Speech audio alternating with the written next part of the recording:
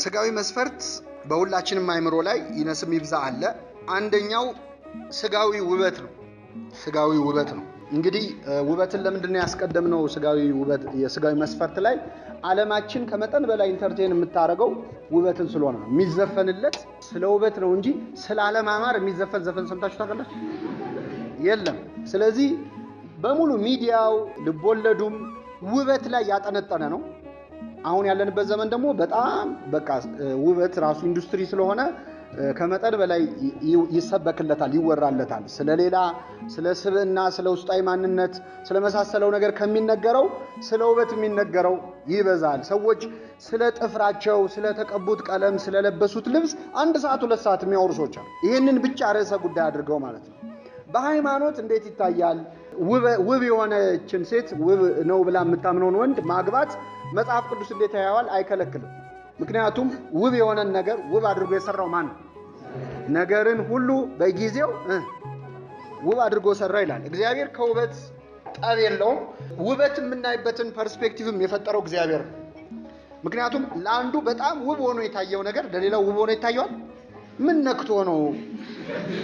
አንዱ ያደነቀውን ሌላው ምን ነክቶ ነው ይላል። ለምንድን ነው? ይሄን ፐርስፔክቲቭ ራሱ የሰራልን ማን ነው? እግዚአብሔር እንደየተመልካቹ። ስለዚህ እግዚአብሔር ከውበት ጸብ የለውም። የተዋበ ነገር አይነቀፍም። መጽሐፍ ቅዱስ ላይ የምናውቃቸው ጋብቻዎች ላይ የተዋበች ነበረች፣ እንዲህ ነበረ የሚል መልኩ፣ ውበቱ፣ ተክለ ቁመናው እንዲህ የሚል አለ ብዙ። ስለዚህ መጽሐፍ ቅዱስ ያን አይቃወምም፣ ግን ያስጠነቅቀናል። አንደኛው ውበት ትዕቢት ያስከትላል። ውበት ትዕቢትን ያስከትላል። ትንቢተ ሕዝቅኤል ምዕራፍ 28 ከቁጥር 17 ላይ ስለ ዲያብሎስ የተጻፈውን እስቲ ልብ በሉ። ዲያብሎስ የወደቀው በውበቱ የተነሳ በውበትህ ምክንያት ልብ ኮርቷል ይላል። በውበትህ ምክንያት ምንህ ኮርቷል? እንዴት ነው የዲያብሎስ ውበቱ? ልክ እንደኛ አፍንጫው ምኑ ልንል አንችልም። ለምን? ረቂቅ ነው፣ አይጨበጥም፣ አይዳሰስም፣ መልአክ ነው። ግን ከሌሎች ይልቅ ብሩህ ያማረ ነበረ። በእነሱ እይታ በመላእክት አይን እጅግ የተዋበ ያማረ ነበር። የተዋብኩ ያማርኩ ነኝ ማለቱ ከእግዚአብሔር ከዋክብት በላይ ቤቴን ሰራለሁ አልክ፣ ከሌሎች በልጣለሁ አልክ፣ ስለዚህ ተዋረድክ ይላል። ስለዚህ ውበት ትዕቢት ይኖረዋል በራሱ። የመጀመሪያው ፈተና ውብ ነኝ ብሎ የሚያስበውን ሰው ነው የሚፈትነው። ውጫዊውን ተውትና ከውስጥ ትዕቢት አለ። ውበት ዝሙትን ያስከትላል። ማለት ከብዙ ሰው ጋር መሆን ይችላለሁ ፖቴንሻሊ ብሎ ስለሚያምን ያ ሰው ስለሚታበይ ትዳሩ፣ ህይወቱ ስቴብል አይሆንም። ከውበት ጋር የሚመጡ በጣም ብዙ ነገሮች አሉ። አንዲት ሴት ውብ ስትሆን፣ አንድ ወንድ ውብ ሲሆን ውበቱን የሚመለከት አድናቆት ሲበዛበት ውዳሴ ከንቱ ይትለአካለ ዝሙት ይላል መጽሐፈ መነኮሳት። ውዳሴ ከንቱ ወይም ከንቱ ውዳሴ የዝሙት ተላላኪ ነው ይላል። የምን ተላላኪ ነው? ስለዚህ በሚመጣው የውዳሴ ንግግር፣ የሙገሳ ንግግር በውበት ምክንያት ብዙ ሰዎች ትዳርና ስቴብል የሆነ ህይወት መኖር ሳይችሉ ቀርተዋል። ዓለምም ውበትን ትሸጠዋለች፣ ትነግድበታለች። ልክ ውበት ሲረግፍ ትጥለናለች እንጂ ከሚገባው በላይ ውበት የሚሰበክበት ዓለም ላይ ነው ያለው። ስለዚህ ውበት ክፋት ባይኖረውም ግን ውበትን ታስጠነቅቃለች ቤተክርስቲያን። ከመጠን በላይ ውብ ነኝ ብሎ ማሰብንና ውበትን መምረጥን በጣም ታስጠነቅቃለች። ይሄ አንደኛው ቁም ነገር ይሄ ነው። ሁለተኛው ይሄ ሲባል ግን ውበት ያላቸው ሁሉ ደግሞ ዘማውያን ናቸው፣ ውበት ያላቸው በሙሉ ትዕቢተኞች ናቸው ማለት ነው አይደለም። በቤተ ክርስቲያን ታሪክ እጅግ ውብ የነበሩ ግን ደግሞ እጅግ ቅዱስ የነበሩ ሰዎች አሉ። ውበታቸው ለቅድስናቸው እንቅፋት ያልሆነባቸው ማለት ነው። በጣም ውበት የነበራት በውበቷ ብዙ መከራ የደረሰባት ሰማዕት አለች ቤተ ክርስቲያናችን። ማነች? ቅድስት አርሴማ። ቅድስት አርሴማ ያ ሁሉ ህይወቷ ላይ የደረሰው መከራ በሙሉ የደረሰው በውበቷ ምክንያት። ንጉሥ ሊያገባት ፈለገ። እሷ በድንግልና መኖር ነው የምትፈልገው። እምቢ አለች። ንጉሱ ብሎ ሲያቅተው ወታደር ላከባት። አገረ ገዢ አንተ አገር ሸሽታለች አምጣት ብሎ ላከባት። የተላከው አገረ ገዢ ደግሞ ሲያያት እሱ ደግሞ ወደዳት። ስለዚህ እኔ ላግባሽ፣ እኔ ጋር ላስቀርሽ ብሎ ደግሞ መዋዋል ጀመረ ከሷ ጋር። እምቢ አለችው። ከአቅም በላይ ሲሆንባቸው ያንን ሁሉ መከራ አድርሰው ቅድስት አርሴማ በሰማዕትነት አርፋለች። በረከቷ ይደርብን። ውበታቸውን ለእግዚአብሔር የሰው ማለት ነው። መንፈሳዊ ውበታቸው ከስጋዊ ውበታቸው የበለጠ ንጽህናቸውን ላለማጣት ሰማዕታት የሆኑ ሰዎች አሉ። ሌላው ቅዱስ ዘካርያስ የሚባል ሕፃን አለ በቤተክርስቲያናችን። ሕፃኑ ዘካርያስ ምን ሆነ መሰላችሁ? ገና ወደ ገዳም ሲገባ 14 ዓመቱ ነበር እድሜው። ስንት ዓመት? በ14 ዓመቱ አባቱ ይዞት ወደ ገዳም ይገባል። ባልና ሚስት ነበሩ። ሲለያዩ እኔ ወደ ገዳም ገባለሁ ሲል ሚስትየው አንድ ሴት ልጅ ወሰደች፣ እሱ ደግሞ ወንዱን ልጅ ወሰደው። ሕፃኑ ዘካርያስ ይባላል። እና ይህንን ሕፃን ይዞት ወደ ገዳም ሄደ። ወደ ገዳም ልክ ይዞት ሲገባ መነኮሳቱ ተቀበሉ። ከዛ በኋላ ምን አሉ? ያው ገዳም ነው እንግዳ እናስቀይምም፣ አንድ ሱባኤ ትቆያለህ፣ ከዛ በኋላ ግን ይህንን ሕፃን ይዘህ ወደ መጣበት ትመለሳለህ። ገዳም ነው፣ ይህን የመሰለ የሚያምር ሕፃን አናስገባም። እየሰማችን በሥርዓተ ቤተ ክርስቲያን ገዳማት ውስጥ ሕፃናት አይፈቀድም። ይህ ወንጌል ላይም አለ። ክርስቶስ ስለ መንግሥተ ሰማያት ብለው ራሳቸውን ጃንደረባ ያረጉ ሰዎች አሉ ብሎ ስለ ንጽሕና ስለ ድንግልና ሕይወት ሲያስተምር ሕፃናትን ላኩበት ይላል። ስለምን እያስተማረ እያለ? ስለ ድንግልና ማለት ህዝቡ እጅ አውጥተው እንዴ ማግባትስ ጥሩ አይደል እንዴ ብለው ከመጠየቅ የጋብቻ ፍሬ የሆኑ ሕፃናትን መልቀቅ አይሻልም? ወደ ክርስቶስ ላኩበት ይላል። ልክ ሕፃናት ሲመጡ ግን ሐዋርያት ዞር በሉ ብለው አባረሯቸው። እሱ ስለ ንጽሕና ስለ ድንግልና እያወራ እነሱ ሕፃናትን ስለላኩና እንዳይረብሹም ጭምር እና ዛሬ ድረስ በሥርዓተ ቤተክርስቲያን ገዳማት ውስጥ ሕፃናት እንዲመጡ አይፈቀድም። ገዳማት ውስጥ የሰርግ ስነ ስርዓት አይካሄድም። አንዳንዴ ወጪ ለመቀነስም ሰዎች ገዳም ሄደው ማግባት ደስ ይላቸው። እዛ ድረስ ሰው ስለማይሄድ ለድግሱ እውነት ነው፣ እንደው ለእንትን ሳይሆን እውነት ነው ሰው ወጪም ስለሚቀንስ ገዳማት ግን በሥርዓተ ቤተክርስቲያን ገዳማት ውስጥ ጋብቻ አይደረግም። መነኮሳት እኛ እዚህ ዓለም ላይ ያለነው ሰዎች ንስሐ አባት መሆን አይችሉም። በሥርዓተ ቤተክርስቲያን መነኩሴ ንስሐ አባት የሚሆነው ለመነኩሴ ብቻ፣ የዓለም ሰዎች ደግሞ ለዓለም ሰዎች። ቀሳውስት ያገቡ ቀሳውስትን ነው ንስሐ አባት ማድረግ ያለብን። እኛ ያገባው ሰው ለመነኩሴ ንስሐ ልጅ ይሆንና በጋብቻ ያለበትን ችግር እያወራ ፈተና ይሆነዋል ማለት ነው። ስለማያውቀው ሕይወት እየነገረ ማለት ነው። ይሄ ስርዓቱ አይፈቅድም። እና ይህንን ሕፃን ይውጣልን አሉ። እንደዚህ የሚያምር ሕፃን አይተን አንደኛ የመውለድ ሀሳብ ይመጣባቸዋል፣ ሁለተኛ የሕፃን መልክ እንደ ሴት መልክ ነው፣ ሌላ ፈተና ቢያመጣም፣ ስለዚህ ይውጣልን አሉ። ይህንን ሲወያዩ እዛ ቁጭ ብሎ ይሰማል ዘካርያስ። ስንት ዓመቱ ነው አልኳችሁ? ከሰማ በኋላ 7 ቀን ነው የተፈቀደለት። አንድ ቀን ወጣና ድስት ከገዳሙ ዕቃ ቤት ወስዶ ውሃ ጨመረና ወደ በረሃ ሄደ። ከዛ እዛ በረሃ ላይ ያንን ውሃ አፈላውና ፊቱን በዛ በንፍር በእሳት ውሃ አቆሳሰለው ማለት ነው። ፊቱን አቁስሎ ተመልሶ ወደ ገዳም መጣ። ከዛ ሲመጣ ሲያዩት ደንግጠው ማን ነው እንደዚህ ፊቱ የሚያስፈራ ሰው ብለው ሲታወቁ ሲያውቁት ሕፃኑ ልጅ ምን ሆነ ነው አሉት። ሲሉት ይህ ውበቴ ዛሬ ከመነኮሳት ማህበር ካስወጣኝ ነገ ከእግዚአብሔር መንግስት ያስወጣኛል። ስለዚህ እዚህ ገዳም መቆየት ፈልጋለሁ። ይኸው አሁን ስታዩኝ ፊቴ የተበላሸ ነው፣ እዚህ ገዳም መቆየት አልችልም ማለት ነው። ትማልም መጻይከ ከመሰብ ትናንት የመጣሁ እንደ ሰው ነው። የምሰ መጻይከ ከመመላክ እግዚአብሔር ዛሬ የመጣሁ እንደ እግዚአብሔር መልአክ ነው። አንተ ሕፃን ነህ እንደኛ አባት ነህ ብለው በዛ ገዳም እድሜውን ሙሉ እንዲያሳልፍ ፈቅደውለታል። በረከቱ ይደርብን። ስለዚህ ውበታቸውን መስዋዕት አድርገው የሰጡ ሰዎች አሉ ማለት ነው። እኛ ስለ ውበት ነው የምንዘፍነው የምናሞግሰው እንጂ ቤተክርስቲያን ውበትን ከቅድስና ጋር ውበትን ከንጽህና ጋር የያዙ ብዙ የተጋደሉ ሰዎች አሏት። እና ውበትን መርጦ ውበትን አይቶ መምረጥ ክፋት አለው ወይ? የለውም። አንድ ወንድ ውበቷን አይቶ አንዲት ሴት ውበቱን አይታ መምረጥ አትገደድም። ግን ማስጠንቀቂያ አለው። አንደኛ ይሄ ውበት በጊዜ ብዛት ምን ሊል ይችላል? ሊጠፋ ይችላል። እሺ አይጥፋ፣ ግድ የለም። ባይጠፋ እንኳን ይሰለቻል። ቅዱስ ዮሐንስ አፈወርቅ መላእክት ይላል ገና ከዋክብት ሲፈጠሩ ፈዘው ያዩ ነበር፣ ገርሟቸው። አሁን ፈዘው ያሉ ለምን? እንኳን እነሱ እኛም ማናይ ሰለቸን ማለት። አንድ ነገር ፈርስት ኢምፕሬሽን ሁሌ አይኖረውም እኮ አይደለ? መጀመሪያ ስናየው የተሰማን ስሜት ሁሌ አይኖረንም። ስለዚህ ውበት አይቶ ወደዚህ ህይወት የገባ ሰው ሲቆይ ከውበት በኋላ የሚመጡ በጋብቻ ብዙ የሚመጡ ነገሮች አሉ። ውበት የማያስፈልግበት ነገር ይበዛል ጋብቻ ላይ። ለፎቶው ለጊዜው ለምኑ ሊያምር ይችላል ውበት።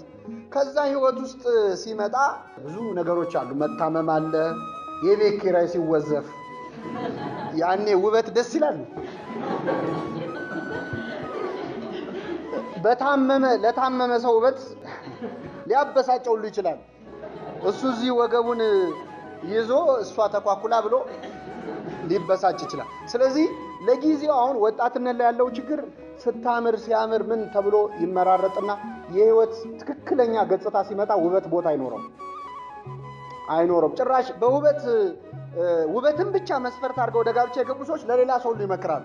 ቆንጆ እንዳታገባ ስንት ችግር አለ ብለው የራሳቸውን ልምድ እየጠቀሱ ቁንጅናን ከክፋት ጋር መልክ ብቻ እያሉ ወደ ሌላ ጥላቻ ይመጣሉ። ያዕቆብ ራሔልን አይቶ መውደዱ አልተጠየቀበትም፣ ግን ራሔልን ወደዳት። መጀመሪያ ሊያገባት ፈለገ። ባለፈው ያልኳችሁን መስዋዕትነት ከፍሎ ወደ አባቷ ሄደ፣ ወደ ላባ ተጠቀመበት። ራሔልም መውደዱን ሲያቅ ብዙ ስራ አሰራው። በጣም ላባ እጅግ ብልጥ ሰው ነበር። ቅድም ምናልባት አስተውላችሁ ከሆነ ርብቃን ሊያገባ ሚስት ይዞለት ሊመጣ የአብርሃም ሎሌ መጥቶ ነበር ብለናል አይደል? ኢያዕብር ሲመጣ የእጅ አምባር ሲሰጣት ላባ ተባባሪ ሆኖ ነበር። ሌላ ምን ይደረግልህ ብሎ ለኔም የሆነ ነገር ከሰጠኝ በጣም ጥቅመኛ ሰው ነበር። መጨረሻ ላይ ድጋሚ የርብቃና የይስሐቅ ልጅ ያዕቆብ ወደዛ ቤት ሲመጣ ራሔልን እንደወደዳት ልክ ሲያውቅ ይህንንማ ኢንቨስት ላድርግበት ብሎ አሰበ። የዚህን ሰው ፍላጎት ለምን ስራ ላውለው ይችላል። ከዛ ምን አለው? ከብቶችን ጠብቃለሁ። ማግባት ታገባለህ፣ ግን 7 ዓመት መጠበቅ አለበት። ስለዚህ ለ7 ዓመት እረኛ ሆኖ ያለ ደሞዝ ስንት ዓመት? 7 ዓመት ጠበቀ። ልክ ከጠበቀ በኋላ አጋባው። ጫጉላ ቤት ሲገባ ሲመለከታት ታላቅ እህቷ ነች። በውበቷ የተማረከባት ሳትሆን ሌላኛዋ እህቷ ነች ታላቁ። ከዛ እንዴ ምን ሆነ ነው አለው። አይ በአገራችን የበኩር እያለ ሁለተኛ ልጅ ምን አይልም አይዳርም። አሁን ለሷ አዝኖ እንዳይመስላችሁ። እሷን ካገባ ጥሎት ይሄዳል። ጥሎት ከሄደ ሰራተኛ የለውም፣ እረኛ የለውም። ስለዚህ በአገራችን ልማድ በኩር ነው የሚቀድመው ለበኩር። በእውነት የሚገርማችሁ እግዚአብሔር ሰው ለሰራው ኃጢአት ንስሐ ሲገባ የሰማዩን ይተውለታል እንጂ ምድር ላይ ግን እያንዳንዷ ትከፈለናለች። ለምንድን ነው ይሄን ያልኳችሁ? ያዕቆብ የተሰራበት ስራ በሙሉ የደረሰበት በደል በሙሉ እሱ የሰራው በደል ውጤት ነው። በኩር የሆነ ሰው ሁሌ የሚያገባው በኩር የሆነን ሰው ነው። እየሰማችሁ? በኩር የሆነ ሰው ምን ነው የሚያገባው? ያዕቆብ በኩር ነው አይደለም? ሲወለድ በኩር ነበር። እንዴት ነው በኩርና ያገኘው? አታሉ አይደለ? ስለዚህ በኩር ከሆነ ደግሞ በኩር ነው ማግባት ያለበት። ስለዚህ አታለለውን የመጀመሪያ የተቀጣው 7 ዓመት አስጨመረው ማለት ነው። አንድ በሉ። ሁለተኛ ልጆቹ ያልሞተ ዮሴፍን ሞተ ብለው ደም ቀብተው እስቲ ይሄው ይሄ ልጅ ልብስ ነው ብለው አታለሉ። እሱ ደም ቀብቷል ነበር አባቱን ያታለለው። ገብቷችሁ? ስለዚህ በህይወቱ ቀምሷታል። እያንዳንዷን ላጠፋት ጥፋት ደርሶታል። ሰው ላይ የምንሰራው ግፍ ዞሮ ይመጣል። ወላጆቻችን ላይ የምናረገው እኛ ህይወት ላይ ተመልሶ ይሄ አይቀርም። ንስሐ ብንገባ የሰማዩ ይቀራል እንጂ የምድሩ አይቀርም። አንድ ልጅ አባቱን በዊልቸር እየሄዱ ያሰቃያቸዋል እየገፋ ምን እያለ እና መጨረሻ ላይ ምን አሉት ይባላል? ልጄ በቃ ከዚህ በላይ አትክፋይ፣ እኔም አባቴን የገፋሁት እስከዚህ ድረስ ነው።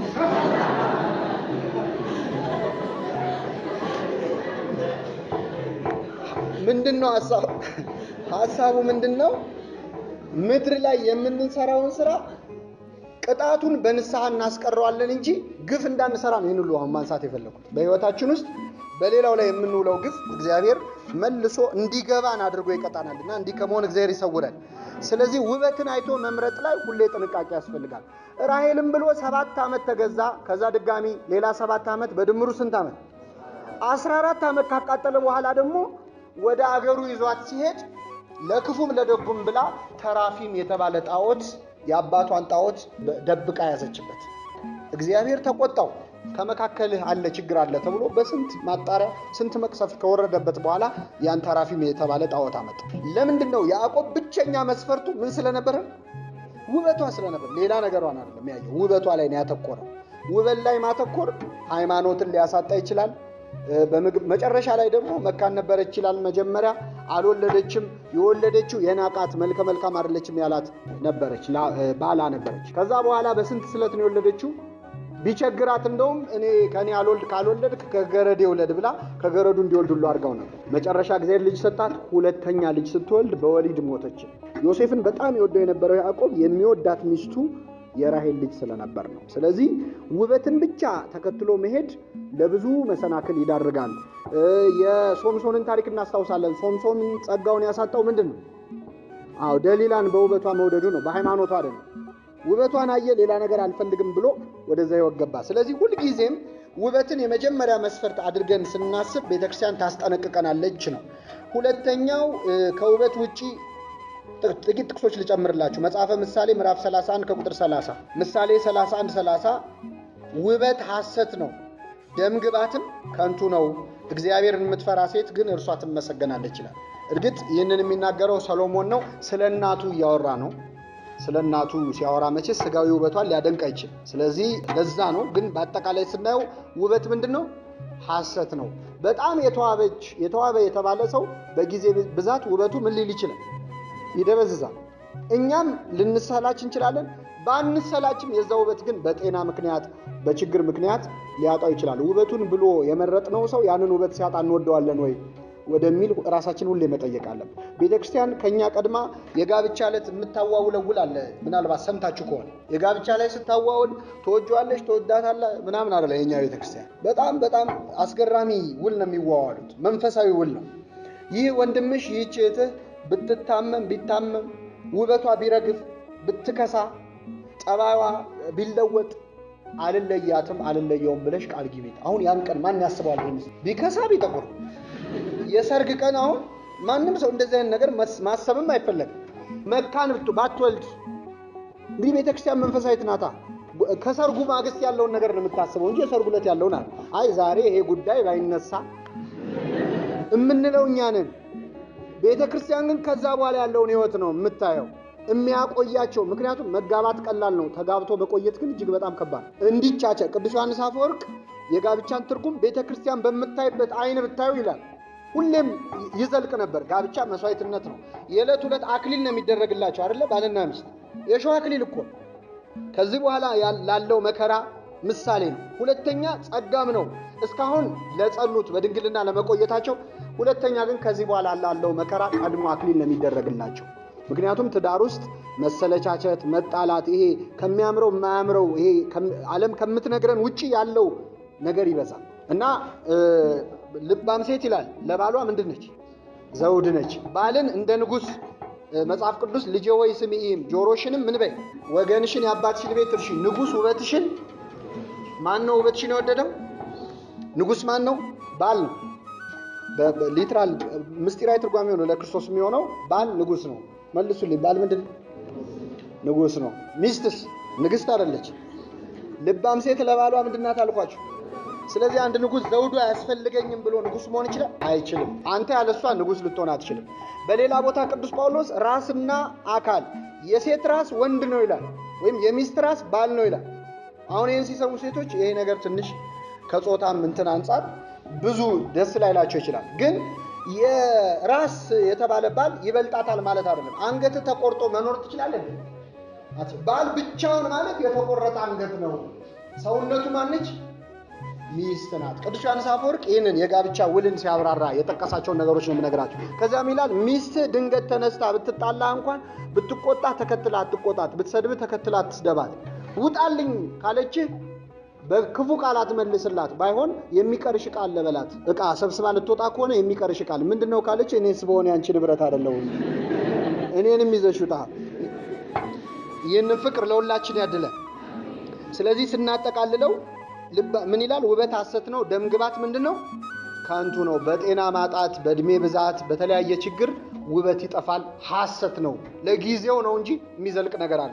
ሌላው ጥበብ የሌላት በተለይ እህቶቻችን እዚህ ላይ በደንብ ሊታሰብበት ይገባል። የፋሽን ኢንዱስትሪው በጣም የአንድን ሴት በቃ ሴት ልጅ ብቸኛ ኳሊቲዋ ውበት እስኪመስል ድረስ ሌላ ምንም ፕሮቫይድ ማድረግ እስከማትችል እስኪመስል ድረስ ሙሉ በሙሉ የሚወራው ስለ ውበት ነው። ግን ውበት ከጥበብ ጋር መሆን አለበት። ወንድ ውበት አድርጎ የሚያየው አካላዊ ውበትን ብቻ እንዳይሆን ነው መጽሐፍ ቅዱስ የሚያስተምረው፣ ውስጣዊ ውበትንም ነው። በመጽሐፍ ቅዱስ አስተሳሰቧን አይቶ የወደዳት አለች። ለምሳሌ ዳዊት አይምሮሽ የተመሰገነ ነው ያላት ሴት አለች። አቢጌያ ምንሽ የተመሰገነ ነው? ሌላ ውበቷን አይደለም፣ ምኗን ብቻ? ሐሳቧን፣ አይምሮዋን፣ አስተሳሰቧን ብቻ የወደደው አለ። ስለዚህ ሴት ልጅ ውበት ብቻ ኳሊቲዋ ተደርጎ ሊነገር አይገባም። አንድ ጥቅስ ልጨምርላችሁ፣ በጣም አስገራሚ ጥቅስ ነው። ሪያ ታውቃላችሁ? ወይም አሳማ የወርቅ ቀለበት እዚህ ላይ ብታረግ ታምራለች አታምር? መልሱ። ታምራለች አታምር? እስቲ ላንብብላችሁ ጥቅሱን። የወርቅ ቀለበት ይላል በእሪያ አፍንጫ ላይ እንደሆነ ከጥበብ የተለየች ቆንጆ ሴትም እንደዚሁ ነች። መጽሐፈ ምሳሌ ምዕራፍ 11 ቁጥር 22 ምሳሌ 11:22 የወርቅ ቀለበት በእሪያ ምን ላይ? በቃ ሴት ልጅ ቆንጆ ብቻ ሆና እማታመዛዝን ሌላ ጥበብ ከሌላት የወርቅ ቀለበት ያደረገች ምን ይላል መጽሐፍ ቅዱስ? ደግሞ እንዲህ እንዳትባባል ወጣች። ስለዚህ ስናጠቃልለው መስፈርቶቻችን ስጋዊ መስፈርት ብቻ እንዳይሆኑ ይመከራል። ግን ስጋዊ መስፈርቶቹ ከጥንቃቄ ጋር መምረጥ። ይሄ ብዙ አይነት ኮምፓቲቢሊቲ አለ። እያንዳንዱን እንማር ብንል ያው ረጅም ጊዜ የሚፈጅ እኔ ለመምረጥ እየተቸገርኩ ነበረ የቱን እንደማነሳ የቱን እንደምተው። ምርጫ ላይ እንግዲህ እንደያለንበት አካዳሚክ ስታተስ ምን ያስተሳሰብ ምርጫ ሊሆን ይችላል። የአንድ አካባቢ የመኖር አንድ ሴቲንግ ላይ የመወለድ በዛ አስተሳሰብ የመቃኘት እዛ ምርጫ ላይ ብዙም ቤተክርስቲያን ጫና አልፈጠረችም። መብቱ ተሰጥቷል። የተከለከለ ነገር የለም። ግን ማንኛውንም ምርጫ ስንመርጥ ከስጋዊው ምርጫ መምረጫ መስፈርት መብለጥ ያለበት የትኛው ምርጫ ነው? መንፈሳዊው።